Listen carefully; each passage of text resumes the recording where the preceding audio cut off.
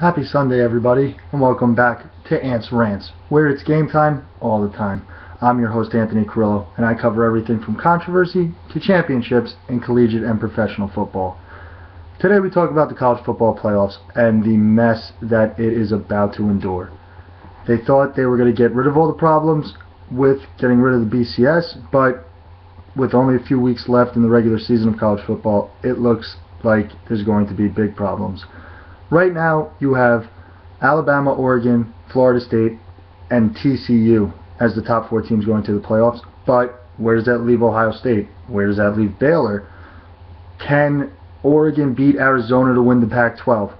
Ohio State, if they win the Big Ten and beat Wisconsin, do they get in even though they're using their third quarterback? If Baylor beats Kansas State, do they leapfrog TCU because they beat TCU earlier in the season? A lot of questions are going to go unanswered, and the selection committee is going to have a tough time explaining it all.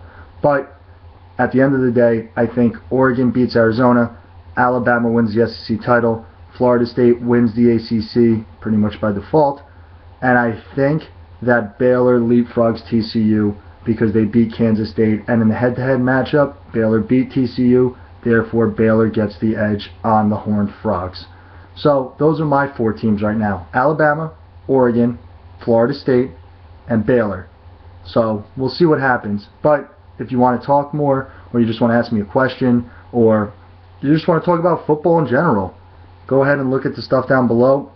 My Twitter, my Facebook, email. You can send me pigeon mail if you want.